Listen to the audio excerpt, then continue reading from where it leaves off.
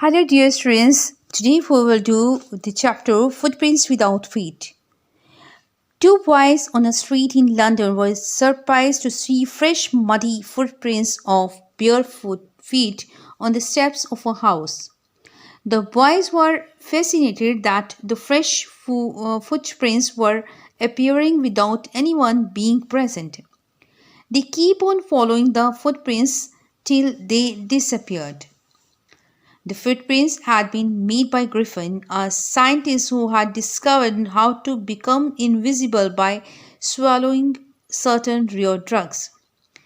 Griffin was a great scientist, but a lawless person. His landlord did not like him and tried to throw him out of the house. So Griffin set fire to his landlord's house. To escape from this situation, Griffin removed his clothes and became invisible. Later, he became a homeless wanderer in London without any clothes and money.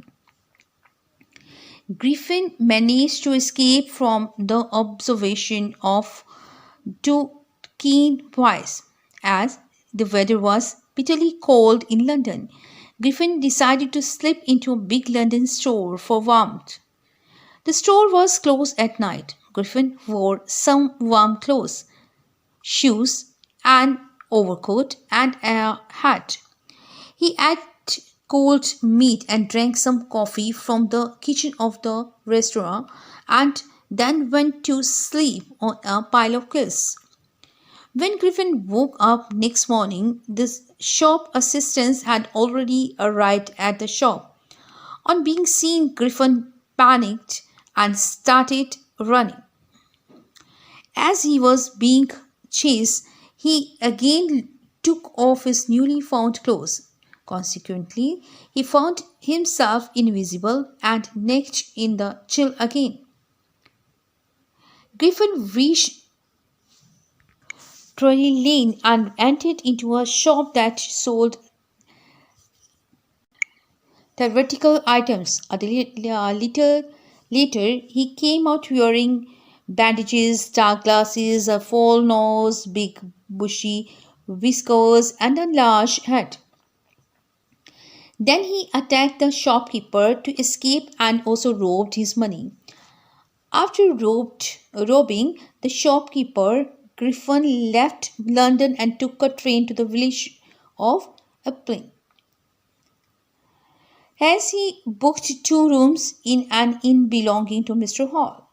He ordered not to be disturbed by anyone as he wanted to be alone. He paid in advance for the room.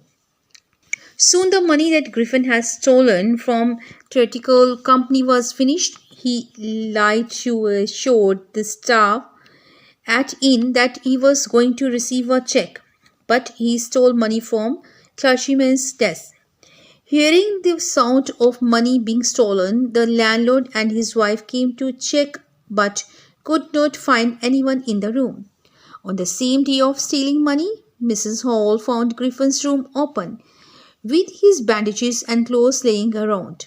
She and her husband entered the room. Suddenly, Mrs. Hall heard a sniff and the hat near the bedpost was thrown on her face. Then the bedroom chair was thrown at her legs. Both the landlord and his wife were pushed out of the room. Mrs. Hall felt that the furniture was haunted by spirits, as she could not see Griffin. Mrs. Hall blamed Griffin for the strange events while the neighbors blamed him for witchcraft. Soon, the news of burglary of clergyman's house was spread. Most of people in the village felt that the strange scientist was involved in it because he paid his due rent. As a result, the village police constable Mr. Jeffers was called.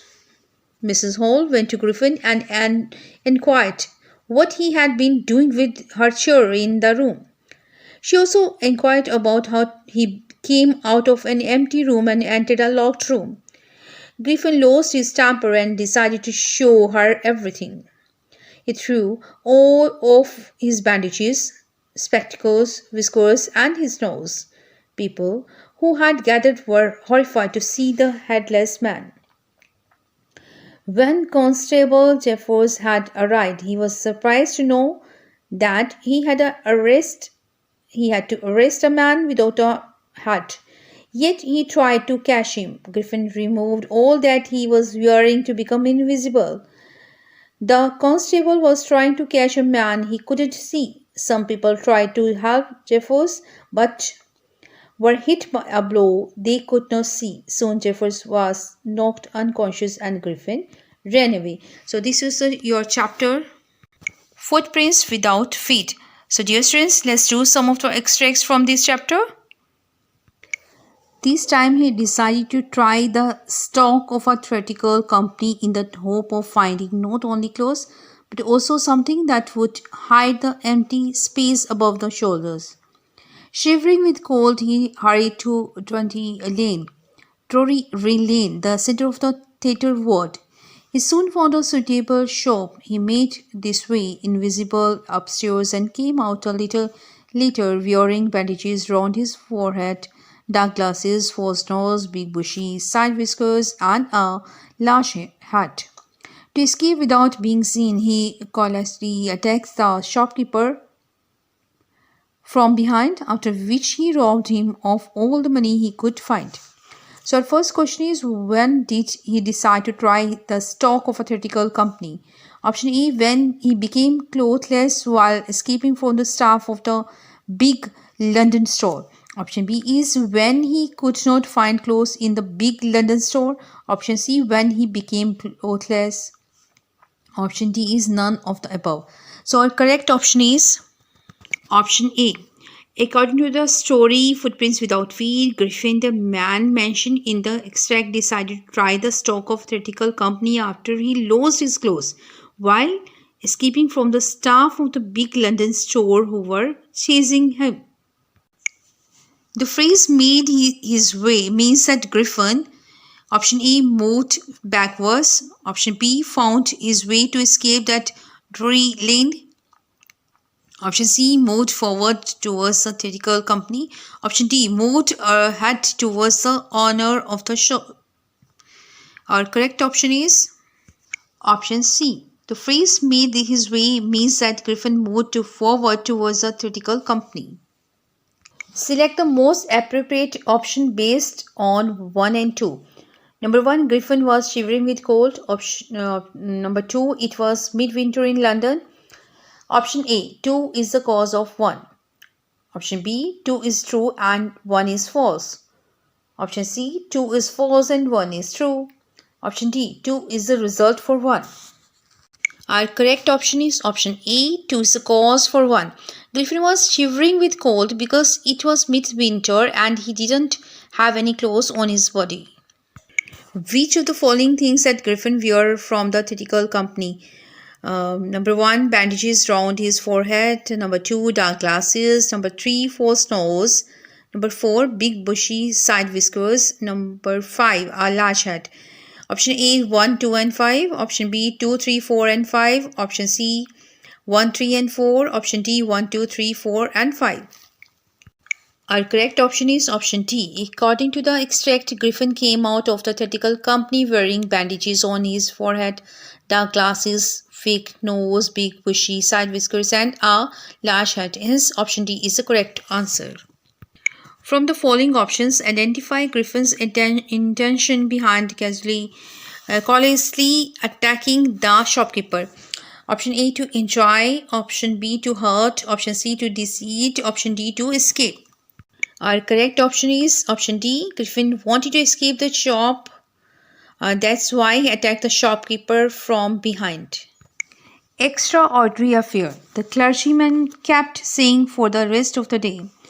But it was not an extraordinary as the behavior of Mrs. Hall's furniture a little later that morning.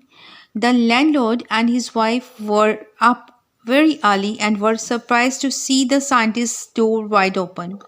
Usually it was shut and locked, and he was furious if anyone entered his room. The opportunity seemed too good to be missed. They peeped around the door, saw nobody, and decided to investigate. The bedsheets were cold, showing that the scientist must have been up for some time, and stranger still, the clothes and the bandages that he always wore were laying about the room. All of a sudden, Mrs. Hall heard a sniff close to her ear. So, our first question is, what extraordinary affair is being talking about in the above extract? Option A, stealing of clergyman's money without anyone being present in the room. Option B, moving of furniture on its own. Option C, mysterious sounds coming from the room. Option D, none of the above. So our correct option is option A. Stealing of clergyman's money without anyone being present in the room was the extraordinary affair is being talked about in the above extract. What happened when the landlord and his wife entered the strange scientist's room? Number one, the hat on the bedpost leaped up and dashed itself into her face. Number two, the bedroom chair became alive and charged straight at her. Number three, the extraordinary chair slammed and locked the door after them. Number four, Mrs. Hall almost fell down the stairs in hysterics. Option A is 1, 2, and 3. Option B 1, 2, 3, and 4. Option C is 1 and 4. Option D 2, 3, and 4. So our correct option is option B. When the landlord and his wife entered the strange scientist, the furniture came alive and they had hit Mrs. Hall in the face. The bedroom chair came straight at her and slammed the door, which was locked soon after. All of these made Mrs. Hall hysterical and also made her believe that a ghost was haunting the room. What did Mrs. Hall think of the room and the scientist? Option A, the stranger is a ghost. Option B, it had been haunted by spirits. Option C, the stranger is a black magician. Option D, both B and C. The correct option is option D. Mrs. Hall thought that the scientist was a black magician and the room was haunted by the spirits. Select the correct option for 1 and 2. Number 1, the scientist used to get furious if anyone entered his room. Number 2, the scientist let Mrs. Hall and the landlord to enter his room. Option A is 1 is independent of 2. Option B, 2 is the cause for 1. Option C, 1 is false, 2 is true. Option D, 1 is true and 2 is false. So our correct option is option D, 1 is true, 2 is false. The landlord and his wife, Mrs. Hall, entered the scientist's room themselves when they saw it opened. Who sniffed did Mrs. Hall hear close to her ear? Option A, the clergyman's. Option B, a staff of inn. Option C, Griffin the scientist. Option D, a ghost. Correct option is option C. Mrs. Hall heard Griffin the scientist sniff close to her ear. So dear students, these extras are enough for today. So hope you like the video. Don't forget to like, comment the video. All the best for your exams.